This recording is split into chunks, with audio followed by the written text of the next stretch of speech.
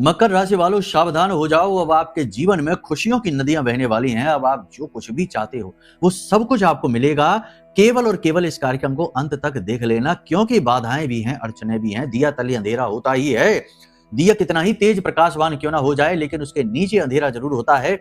ऐसे ही आसमान में ग्रह चाहे कितनी ही बड़ी हलचल करें, पॉजिटिव एनर्जी लेकर आए, आपके जीवन में खुशियां लेकर आए, लेकिन बाधा कारक ग्रह हमेशा अपना काम करेंगे ही करेंगे। तो मकर राशि वालों, आपके द्वितीय में बैठा राहु और तृतीय में बैठा आपकी ही राशि का स्वामी आपके लिए बाधा का कार्य करेगा, प्रयासों को निष्फल जरूर करा देगा इस शुभ ग्रह योग में।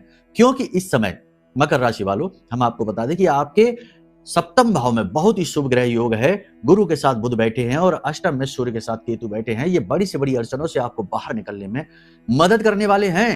लेकिन एक तरफ जहां खुशियां दस्तक दे रही हैं, वहीं दूसरी ओर दुर्भाग्य भी तैयार बैठा है इन खुशियों को निगल जाने के लिए। लेकिन आप अगर इस कार्यक्रम को पूरा देख लेते हो, हमारे द्वारा बताई गई बातों को अच्छी तरीके से समझ लेते हो और उन्हें जीवन में भी उतार लेते हो, तो फिर दुर्भाग्य चाहे कितना ही बड़ा क्यों ना हो, आपका बाल भी बांका नहीं कर पाएगा। तो मकर राशि वालों, अब ध्यान से सुनो। जय माई की बंधुओं, ज्योतिष और तंत्र विद्या के क्षेत्र में आचार्य अमित एक जाना माना नाम है। पूज्य गुरुदेव के साधनाओं और ज्योतिष विद्या के अनुभव बेहद दिव्य है। जी हाँ, पूज्य गुरुदेव ने जिसकी भी कुंडली का विश्लेषण किया और कुंडली के अनुसार उसे सटीक उपाय व महामाई माँ बगलामुखी की विशेष कृपा दी, उसके जीवन में सकारात्मक बदलाव तो आए ही है। फिर चाहे समस्या कितनी ही कठिन क्यों ना हो, समाधान तो अवश्य हुआ है। अब ऐसे में यदि आप भी अपने जीवन की किसी बड़ी समस्या से जूझ रहे हैं, जैसे कि कर्जा बढ़ता ही जा रहा है, काम धंधा और व्यापार सब रुक चुका है, रिश्ते नातों में तनाव हद से ज्यादा बढ़ गया है, पूरा जीवन ही नकारात्मकताओं से भर गया है, तो ऐसे में यही सही समय है जब आप श्रेष्ठ गुरु से मार्गदर्शन प्राप्त करें और जीवन के अंधकार को समाप्त कर दिव्य प्रकाश की ओर कदम बढ़ाएं। वीडियो में दिए गए नंबरों पर तुरंत संपर्क करिए और अपनी कुंडली का विश्लेषण व समाधान पूज्य गुरुदेव के द्वारा करवा लीजिए। देर ना करें, आपके देवी देवताओं के आशीर्वाद से ये मौका खुद चलकर आपके पास आया है, इसे गंवाना नहीं है। अभी फोन करें और गुरुदेव से मार्गदर्शन प्राप्त करें। महामाई आपका कल्याण करें। धन्यवाद। सबसे पहले एक महत्वपूर्ण सूचना, एक नॉलेज है, इसे आप ध्यान से समझ लो। जैसे कि आपको पता है कि महामाई के दिव्य धाम का निर्माण कार्य जोरों शोरों से चल रहा है और काफी हद तक चीजें बहुत ही अच्छी तरीके से चल रही हैं, बैलेंस में संतुलित होकर चल रही हैं। लेकिन कहीं ना कहीं थोड़ी बहुत धन की कमी और अभाव हमें महसूस हो रहा है। हमारी शक्ति सामर्थ्य तो जितना है उतना हम कर ही रहे हैं, लेकिन यदि आप इस दिव्य संकल्प में शामिल होना चाहते हो, महामाई का घर बनाना चाहते हो, जीवन को सफल बनाना चाहते हो, तो आप वीडियो में दिए गए नंबरों में एक बार फोन करिए। आपको मंदिर की लोकेशन, मंदिर के निर्माण की सही स्थिति और मंदिर का एक ग्रुप बना हुआ है जो केवल और केवल भक्तों के लिए है, माई के भक्तों के लिए है, उस ग्रुप में एंट्री सब कुछ आपको मिल जाएगी और आप मंदिर के परिवार के बिल्कुल खास सदस्य बन जाओगे। लेकिन इसके लिए आपको थोड़ा सा धैर्य रखना होगा, बड़ी ही गंभीरता के साथ, धैर्य के साथ, भाव के साथ समर्पित होकर यहां आना होगा। केवल आजमाने के लिए कुतर्क के साथ, नकारात्मकता के साथ आना चाहो तो बिल्कुल आने की आवश्यकता नहीं है और भटक लो, उसके बाद आ जाना। कहने का मतलब यह है कि भक्तों का बहुत बहुत स्वागत है, खुली बाहों के साथ स्वागत है महामाई के इस धाम और परिवार में और महामाई की शरण में। लेकिन कुबुद्धियों और कुतर्कों के सवालों का जवाब देने का समय हमारे पास नहीं है और ना ही हम ऐसा करना चाहते हैं। तो सबसे महत्वपूर्ण बात यह है कि यदि आप अपनी भक्ति को चरम सीमा तक ले जाना चाहते हो और एक सही दिशा देना चाहते हो, तो आपको ये अवसर मिल चुका है। माई के धाम निर्माण, घर निर्माण, गृह निर्माण में सहयोग अवश्य करिए। वीडियो में नंबर है, फोन कर लेना, सारी गाइडेंस आपको मिल जाएगी। वीडियो के डिस्क्रिप्शन में मंदिर की लोकेशन, एड्रेस सब कुछ आपको मिल जाएगा। अगर आजमाना है तो जाकर देख लो, क्लिक करो, सीधे मंदिर की लोकेशन तक पहुंचोगे। निर्माण कार्य कहां तक पहुंच गया है सब कुछ आपको पता लगेगा। ग्रुप ज्वाइन की लिंक भी डिस्क्रिप्शन में आपको मिल जाएगी। खैर चलिए अब आगे बढ़ते हैं। तो सबसे पहले बात करते हैं ग्रह स्थितियों की। देखो, इस समय की जो ग्रह स्थितियां हैं ये दिव्य हैं, बहुत अच्छी हैं। दो तीन चीजें हैं जो इस समय आपको महसूस होंगी। पहली चीज, नीरसता। जी हाँ, नीरसता का मतलब यह है कि आपको दुनिया में कोई रस ही महसूस नहीं होगा। पार्टीबाजी करने में रस नहीं होगा, गप्पे हाँकने में रस नहीं होगा, तेज गाड़ी चलाने में रस नहीं आएगा। उल्टी सीधी हरकतें जो दुनिया कर रही है, इसकी उसकी चुगली और इधर उधर की बातें, बहुत सारी फैशनबाजी में और महंगी महंगी चीजें खरीदने में, उल्टी सीधी चीजों में आपको कोई रस ही नहीं आएगा। मतलब कि आपके अंदर आध्यात्मिकता उन्नति शुरुआत हो जाएगी। यह सबसे महत्वपूर्ण है क्योंकि सूर्य के साथ केतु का बैठना आध्यात्मिक उन्नति का, विकास का कारक है। लेकिन ये सारी चीजें होंगी केवल उनके मन में ही जो थोड़ी बहुत भक्ति भाव मन में लेकर घूम रहे हैं। जो केवल और केवल भोग में डूबे हुए हैं, उन्हें तो अभी और भोगना है, उनको कुछ भी महसूस नहीं होने वाला है। लेकिन जिनके मन में पॉजिटिविटी है उन्हें दुनिया की व्यसन वाली जो बातें हैं इनमें गहरी अरुचि उत्पन्न होगी और मन में एक खोज सी शुरू होगी, मन में एक उथल पुथल से शुरू होगी, एक बेचैनी सी रहेगी। कुछ प्रश्न हैं जिनके जवाब ढूंढने की आप कोशिश करोगे। किसी धार्मिक व्यक्ति से आपकी मुलाकात होगी, आध्यात्मिक व्यक्ति से मुलाकात होगी जो आपका मार्गदर्शन करेगा अगले 3 से 5 दिनों में। आप किसी तीर्थ स्थल पर जा सकते हो, मंदिरों में जा सकते हो, ध्यान लगा सकते हो, गहरी भक्ति कर सकते हो। कुछ विशेष प्रकार के सपने इस समय आपको आ सकते हैं। सपनों में आपको देवालय, देवी स्थान, पूजा पाठ करते समय आपको अपने आसपास किसी दिव्य शक्ति के होने का एहसास, और जब आप सो रहे हो तो उस समय आपका ही नाम लेकर आपको कोई पुकार सकता है, ऐसा महसूस हो सकता है। आपको अपने सिर पर किसी को हाथ फेरते हुए महसूस हो सकता है। आपके पुरखे पूर्वज हंसते हुए आपको आशीर्वाद देते हुए दिखाई दे सकते हैं। जब आप घर से बाहर निकलोगे किसी कार्य के लिए तो आपको गाय को अपनी ओर आते हुए दिखाई दे सकती है। किसी पंडित पुजारी का दर्शन हो सकता है, मंदिर की घंटियां सुनाई दे सकती हैं। कुछ शुभ संकेत आपको दिखाई दे सकते हैं जिन्हें देखकर आपको एक बार को तुरंत मन में ये आएगा कि हाँ, अब कुछ अच्छा होने वाला है। ये सारी घटनाएं यदि आपके जीवन में घटित होती हैं, कुछ के ऐसा होगा कि घर में पक्षी आ जाएगा, कोई चिड़िया आ जाएगी, थोड़ी देर रुकेगी, ठहरेगी, वापस चली जाएगी। किसी के घर में ऐसा होगा कि बिल्ली बच्चे दे देगी, चिड़िया घोंसला बना लेगी। अगर ऐसा होता है तो ये संकेत यदि आपको दिखाई दे जाते हैं तो समझ जाइए कि अब भाग्य बदलने वाला है। देवताओं ने आपको चुन लिया है, ग्रहों ने आपको चुन लिया है। अगले 3 से 5 दिनों में आपका फोकस 2 बातों पर रहेगा मेनली। पहला तो यह कि अपने जीवन को व्यवस्थित करने में और थोड़ा सा दुनियादारी से साइड हो जाने में, मन के चैन और सुकून की तलाश में आपका फोकस रहेगा। दूसरा, अपने अंदर के दुर्गुणों को चुन चुनकर बाहर निकालने में, जैसे कि कहां आप फिजूल खर्ची कर देते हो, कहां आप समय बर्बाद करते हो, कहां आप व्यर्थ में अपनी एनर्जी, ऊर्जा, धन को व्यय कर देते हो। इन चीजों को आप संतुलित करोगे, बैलेंस में लेकर आओगे। ठीक है। कर्जे की समस्या, व्यापार में गिरावट और अधिक खर्चे में सही संतुलन बनाने की कोशिश करोगे और इन समस्याओं से निपटने की पूरी कोशिश आप करोगे नई प्लानिंग के साथ। 3 से 5 दिनों में आपकी मेहनत रंग लानी शुरू करेगी। अच्छे परिणाम आपको प्राप्त होने शुरू हो जाएंगे। लोग आपके आसपास आपसे कहना शुरू कर देंगे कि आपके अंदर बदलाव आ रहा है। आपको देखकर थोड़े से सरप्राइज होंगे। नौकरी करने वालों के लिए वातावरण कार्यस्थल पर थोड़ा सा पॉजिटिव होना शुरू हो जाएगा सूर्य के गोचर के साथ ही। उच्च अधिकारी थोड़े से पॉजिटिव होने लगेंगे, आपसे सहमति जताने लगेंगे, आपके कार्यों से सहमति जताने लगेंगे। और सबसे बड़ी बात यह है कि आपकी योजनाएं सफल होनी शुरू हो जाएंगी। अगर नौकरी में आपके ऊपर अब तक कोई लांछन नहीं लगा है, अब तक आपके खिलाफ कोई ऐसा आरोप नहीं लगा है जिसमें आप अनजाने में फंस चुके हैं, आपकी भी थोड़ी सी गलती उसमें रही है, तो फिर अगले 8 से 10 दिनों में आप कार्यस्थल पर नौकरी में अपने मान सम्मान हासिल करोगे, पदोन्नति भी आपको मिल सकती है। डॉक्यूमेंट, दस्तावेजों को आप इस समय संभाल कर रखें, अच्छी तरीके से मैनेज करें। किसी भी व्यक्ति के पर्सनल विषयों में आप इंटरफियर ना करें। जब तक मांगी ना जाए तब तक सलाह देने की कोशिश ना करें। सबसे महत्वपूर्ण बात यहां पर यह है कि आप अपने सम्मान को बचाने के लिए थोड़ा सा अपने आप में कॉन्शियस हो जाएं, रिजर्व हो जाएं, मतलब कि कम बोलें, कम एक्शन लें और अपने ऊपर ज्यादा फोकस करें।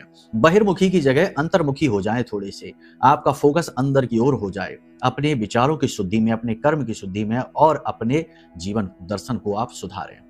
इस समय और काल पर आप अपने कुटुंब परिवार में सही तालमेल बैठाने की कोशिश करेंगे। फालतू की बातें नहीं बोलेंगे, जो जरूरी है काम की चीजें हैं केवल उतनी ही बातें आप करेंगे। परिवार में खर्चे को लेकर थोड़ा तनाव हो सकता है। पारिवारिक पैतृक संपत्ति को लेकर थोड़ा सा स्ट्रेस क्रिएट हो सकता है। भाई बहनों से नेगेटिविटी आपको स्पष्ट तौर पर फील होगी, वो सपोर्ट मिलेगा नहीं जिसकी आपको उम्मीद है। कुछ लोग यहाँ पर ऐसा करेंगे कि वे अपना हिस्सा, अपना शेयर भी देने की कोशिश करेंगे ताकि झंझटबाजी दूर हो जाए, बस मानसिक सुकून मिल जाए, लेकिन ऐसा करना नहीं, क्योंकि आपके किए धरे पर लोग पानी फेर देते हैं। तो आपका यह बड़े दिल वाला कार्य भी आपको लाभ नहीं पहुंचाएगा, उल्टा आपके ऊपर आरोप ही लग जाएंगे। इस अच्छाई में भी बुराई निकल आएगी। किसी के भी लिए जरूरत से ज्यादा सच्चे और अच्छे बनने की कोशिश ना करें। आपकी सादगी, आपकी सच्चाई और अच्छाई ही आपका शत्रु है। कुछ आपके अंदर बहुत बड़ी कमियां भी हैं। सबसे बड़ी कमी आपके अंदर एक ये है कि आप जानते हुए भी समझते हो कि ये व्यक्ति कैसा है, इसने आपके साथ क्या किया है, उसकी गलतियों को इग्नोर कर देते हो। कभी अपनेपन में, कभी मोह में, कभी प्रेम में और कभी लापरवाही में। ये बहुत बड़ी कमी। दूसरा ये कि आप कभी कभी जरूर से ज्यादा स्पष्टवादी बन जाते हो, जो नहीं कहने की बातें हैं वो भी कह देते हो। तीसरा, दूसरों की खुशियों के बारे में जरूरत से ज्यादा सोचते हो और अपने बारे में कम सोचते हो। इस चक्कर में होता यह है कि दूसरे आपकी इस कमजोरी को समझते हैं और आपकी भावनाओं के साथ खिलवाड़ करते हैं, आपके संसाधनों को चूस जाते हैं, समाप्त कर देते हैं और आप ठगे हुए से महसूस करते हो। तीसरा सबसे महत्वपूर्ण बात कि सबकी मदद के लिए तुरंत तैयार हो जाते हो। ठीक है, बहुत अच्छी बात है, ये गुण बहुत अच्छे हैं, लेकिन आज के इस कलयुगी संसार में ये दुर्गुण भी बन जाते हैं। इनकी अधिकता भी अतिशयोक्ति सर्वथा वर्जते, हर चीज की अधिकता अच्छी नहीं होती है। तो आप थोड़ा सा चालाक बन जाइए, थोड़ा सा आप होशियार हो जाइए और लोगों की बातों में छिपी हुए उनके इरादों को समझने की कोशिश करिए, ये बहुत आवश्यक है। इस समय और काल पर आप कोई नई डील कर सकते हो, बिजनेस व्यापार में आपको उन्नति निश्चित तौर पर हासिल होगी। लोन के लिए यदि आप तैयारी कर रहे हो तो लोन आपको मिल जाएगा, फंडिंग वगैरह मिल जाएगी आसानी से, कहीं से आपका रुका हुआ धन भी आपकी ओर खींचा चला आएगा। अचानक से बड़े धन लाभ के भी योग बन रहे हैं। और सबसे महत्वपूर्ण बात यहाँ पर कि कुछ लोग आप में से ऐसे हैं जो नया घर प्लान कर सकते हैं, नया वाहन खरीदने के योग बन रहे हैं, प्रॉपर्टी वगैरह के लिए बहुत ही अच्छे योग बन रहे हैं, नए बिजनेस की शुरुआत के योग भी बन रहे हैं, विदेश जाने के भी योग बन रहे हैं, विदेश से आमदनी आने के यानी कि एक्सपोर्ट इंपोर्ट के काम में भी उन्नति के योग हैं। देखो, जीवन में कोई भी महत्वपूर्ण कार्य आप करो, इसमें कोई समस्या नहीं, काम तो करना ही पड़ता है, विश्वास भी करना पड़ता है, कर्जा भी लेना पड़ता है, रिस्क भी लेना पड़ता है। और हम तो ये कहेंगे कि रिस्क ही लेना पड़ता है, रिस्क भी नहीं, रिस्क ही लेना पड़ता है, तभी लोग आगे बढ़ पाते हैं। लेकिन अगर आप रिस्क लेते समय थोड़ा सा अपने समय को समझ लें, क्योंकि समय समय पर होते हैं समय समय की बात, और राम जन्म का दिन बड़ा और कृष्ण जन्म की रात। जब राम जी का जन्म हुआ तो दिन बड़ा हो गया और जब कृष्ण जी का जन्म हुआ तो रात बड़ी हो गई। तो समय को देखो आपके कैसे समय ने पलटा खाया, फेरबदल हुआ। तो ऐसे ही हम आपसे कहते हैं कि जब भी कुछ बड़ा प्लान करो तो एक बार अपने समय का आकलन जरूर करवा लो, अपनी कुंडली जरूर दिखवा लो, वरना होगा ये कि झटका खा जाओगे पहले, बाद में आओगे अपनी कुंडली लेकर के, गुरुजी ऐसा ऐसा हो गया, नौकरी छूट गई अब क्या करें, बिजनेस में बड़ा लॉस हो गया क्या करें, पैसा अटक गया क्या करें, अब गुरुजी क्या करें, गुरुजी ज्योतिषी हैं, साधक हैं, भगवान नहीं है कि तथास्तु बोलेंगे और आपका काम बन गया चलो आओ।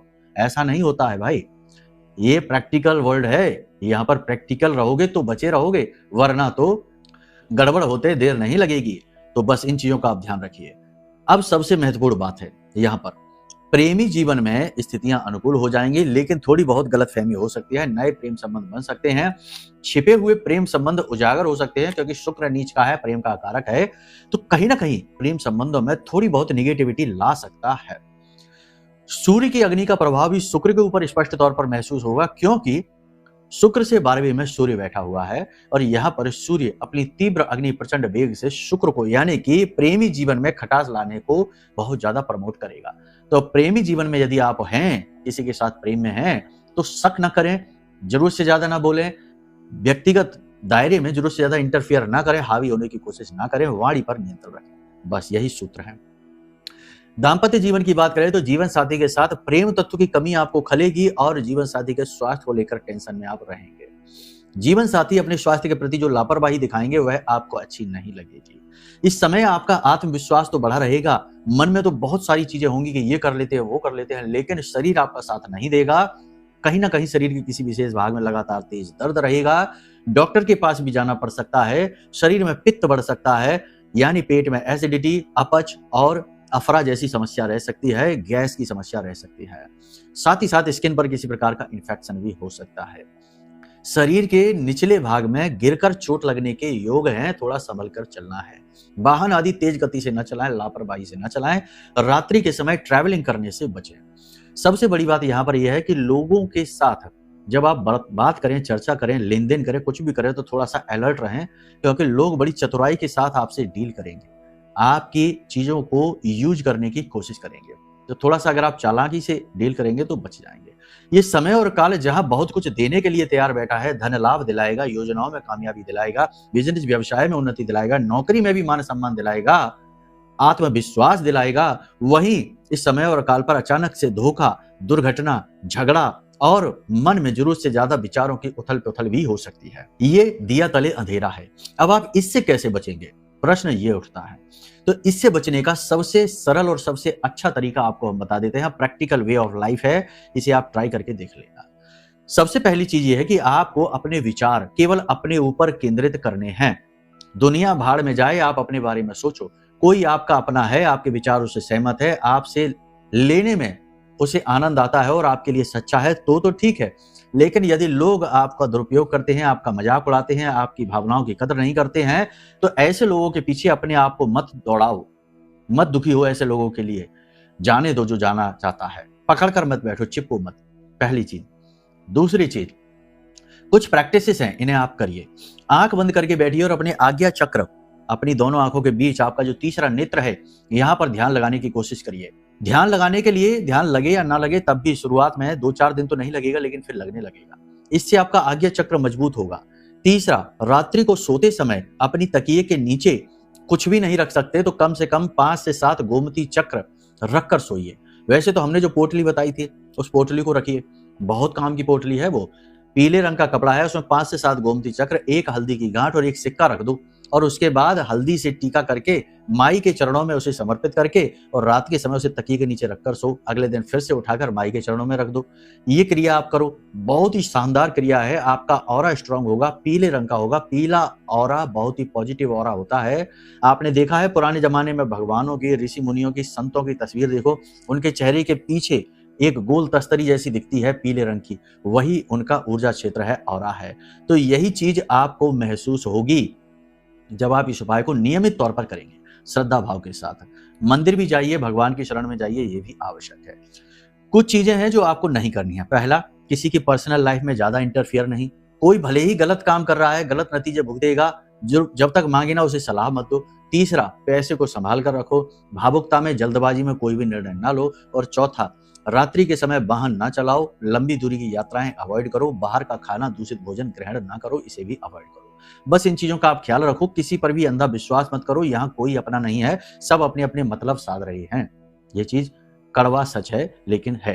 ये कड़वी दवाई है, इसे जल्दी से जल्दी निगल जाओ और शुद्ध हो जाओ तो ही भलाई है, वरना तो लुटते पिटते ही रहोगे आजीवन। ठीक है। अब सबसे बड़ी बात कि अपने आप को दुनिया की निगेटिविटी से सुरक्षित रखने के लिए, क्योंकि कई बार ऐसा होता है कि आपकी अपनी ऊर्जा, आपके अपने कर्म भी आपको बचा नहीं पाते हैं, नकारात्मकता जीवन में खींची चली आती है। तो ऐसे में अपने आप को शुद्ध रखने के लिए, अपने आप को सेफ, सुरक्षित रखने के लिए ब्रह्मास्त्र विद्या मां बगलामुखी हमारी आराध्य देवी है, उनका यह महारक्षा कवच आपके लिए संजीवनी बूटी जैसा कार्य करेगा।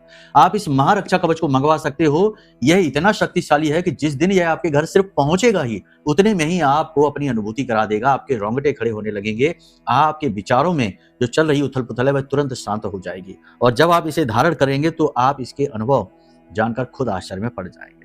तो इस महारक्षा कवच को भी आप मंगवा सकते हो, आपका कल्याण हो जाएगा। फिर कहीं भागने की जरूरत नहीं है, सब कुछ आपके पास स्वयं ही खींचा चला आएगा। ठीक है। अब बात करते हैं उपायों की। 2 हिस्सों में इस उपाय को आपको करना है। अगर आपके जीवन में कोई कष्ट है, पीड़ा है, बाधा है और आप उससे मुक्त होना चाहते हो, या जीवन में बंधन है, नेगेटिविटी बहुत फील हो रही है, उससे आप मुक्त होना चाहते हो, तो पहला उपाय आप ये करिए कि सुबह स्नान करने से पहले किसी बच्चे से तुड़वा लेना, या फिर कोई महिला हो जिन्होंने स्नान वगैरह कर लिया हो, उनसे तुलसी मैया से एक पत्ती लेनी है। ठीक है। अब पत्ती यूं ही नहीं लेंगे, उनके चरणों में यानी जड़ के पास एक सिक्का रखेंगे, हाथ जोड़कर उनसे दूर से निवेदन करेंगे कि हमें आपकी एक पत्ती चाहिए ताकि हम अपने जीवन के निगेटिविटी से मुक्त हो सके। क्योंकि दुनिया में तुलसी मैया निगेटिविटी को दूर करने में सबसे अधिक कारगर है, इसीलिए हर हिंदू के घर में तुलसी का पौधा होता है। ठीक है। तुलसी मैया वृंदा देवी हैं, तो उन्हें उतना ही सम्मान देना चाहिए। ये कोई साधारण पौधा नहीं है। तो अब हमने बता दिया कैसे, नहीं तो कुतर्क करने लगो, बिना नहाए कैसे लेंगे, और ये कैसे, वो कैसे, रविवार को कैसे लेंगे, एकादशी को कैसे लेंगे, ये सब कुछ आपको पता है। अपनी बुद्धि का भी इस्तेमाल किया करो। केवल यही नहीं कि लकीर पीटने लगे और हमारे ही ज्ञान में खोट निकालने लगे। वीडियो बनाने में समय का अभाव रहता है, इसलिए चीजें विस्तार से नहीं बता सकते, जल्दबाजी में बतानी होती है। ठीक है। तो कुतर्क न करो, समर्पण दिखाओ। तो आपने तुलसी की पत्ती लेनी है। अब आपने क्या करना है, इसके 3 हिस्से करने हैं। एक हिस्से को अपने स्नान किए जाने वाले जल में रखना है, 2 हिस्सों को पूजा घर में रख देना, भगवान के सामने रख देना, माई के सामने रख देना। स्नान कर लिया आपने, उसके बाद जब आप घर से बाहर निकलो तो एक जो टुकड़ा बचा है, उस टुकड़े को अपनी जीभ पर रख लेना, निगलना नहीं है, बस उसे मुंह में रखना है कुछ समय के लिए। तीसरा टुकड़ा आपको जाकर रखना है किसी पत्तेदार बड़े वृक्ष के जड़ के पास। अगर आपके ऊपर कोई तंत्र है, कोई निगेटिविटी है, कोई नकारात्मकता है, तो आप ये महसूस करोगे कि जैसे ही आप ये तीसरा टुकड़ा जाकर उस पौधे के, उस वृक्ष की जड़ के पास रखोगे, उस वृक्ष की पत्तियां हिलनी शुरू हो जाएंगी, नकारात्मकता आपको फील हो जाएगी। अगर ये होता है, ध्यान देना है इस चीज पर। ठीक है। इस प्रयोग को लगातार आप कर सकते हो। अगर ये आपके साथ होता है तो आप समझ जाना कि आपके ऊपर किसी ने कुछ करवा रखा है। अब आपको उसका तोड़ ढूंढना है। तो अब इसका तोड़ आप कैसे निकालोगे? तो इसका तोड़ निकालने के लिए उसी रात्रि को आपको क्या करना है, उसी रात्रि को आपको एक रुई की बाती बनानी है। ठीक है, ये प्रैक्टिकल प्रयोग है, करोगे तो तुरंत रिजल्ट दिखेंगे। रुई की एक बाती लंबी बनानी है, उसे सरसों के तेल में पूरा डुबा देना है। अब उस बाती को किसी और व्यक्ति की हेल्प लेना, उसकी हेल्प से अपने माथे से और पैर के अंगूठे से ऐसा एंटी क्लॉकवाइज 7 बार घुमाना है। समझ में आया? सिर को छुआते हुए, पैर के अंगूठे को छुआते हुए पूरा सर्किल जैसा बनेगा, 7 बार उल्टा घुमाना है एंटी क्लॉकवाइज। ठीक है, इसके बाद इस बाती को ले जाकर घर के बाहर, घर की चौखट के बाहर ले जाकर और इसे जला देना है। ठीक है, जमीन पर रखकर ही जला देना, किसी दिए विए में नहीं, जमीन पर रखकर जला देना। ये काम रात में करना, सूर्यास्त होने के बाद 9 बजे के आसपास, कोई देखे ना इस कार्य को करते हुए, इस बात का ध्यान देना। और रात में लेट भी कर सकते हो, 10, 11, 12 बजे भी कर सकते हो, कोई ऐसी टाइम की नहीं लिमिट है। जब आप उस बाती को जलाओगे तो आप वहीं खड़े रहना और गौर से उस बाती को देखते रहना। जब वह बाती जलेगी तो वह ऐसे थोड़ी सी फड़फड़ाएगी, थोड़ी सी हिलेगी डुलेगी और उसमें से चट चट चट की तेज तेज आवाजें आएंगी। अगर ये होता है तो समझ लेना कि आपके ऊपर जो तंत्र है, जो बंधन है, वह कटना शुरू हो गया है। कोई मंत्रोच्चारण नहीं करना, कोई बड़ी क्रिया नहीं करनी है। अब आपने तुलसी मैया वाला जो उपाय है उसे 7 दिन तक लगातार दोहराना है, और ये वाला जो बाती वाला उपाय है इसे भी 7 रातों तक लगातार दोहराना है। उसके बाद पहले ही दिन जब आप ये करोगे तो अगले दिन से आप रिजल्ट फील करोगे, तुरंत ही रिजल्ट फील करोगे। जब वो बाती जैसे ही जल जाएगी वैसे ही आपके अंदर पॉजिटिविटी का चार्ज दौड़ेगा, विस्फोट होगा। और लगातार 7 दिन तक कर लिया तो बड़े से बड़ा काम, बड़े से बड़ा बंधन हट जाएगा। ठीक है, बाकी पूर्ण समाधान प्राप्त करने के लिए वीडियो में नंबर है, इन पर फोन कर लो। यहां से तो आपको पूरी गाइडेंस, पूरा समाधान मिल ही जाएगा। तो चलिए अब अपनी वाणी को हम यहीं विराम देते हैं। अगर मन में कोई प्रश्न उठे कि मंदिर में दान कैसे करेंगे, जो बन रहा धाम है वहां, दूसरा कुंडली कैसे कराएं या महारक्षक कवच कैसे लें, तो कोई बात नहीं, वीडियो में नंबर है, फोन कर लेना, सारा मार्गदर्शन आपको प्राप्त हो जाएगा। धाम के ही नंबर है। ठीक है, चलिए, महामाई आप सभी का कल्याण करें, जीवन में कई प्रकार की खुशियां आप लेकर आएं अपने पुरुषार्थ से, महामाई के आशीर्वाद से। इसी कामना के साथ जय माई की, जय मां बगलामुखी।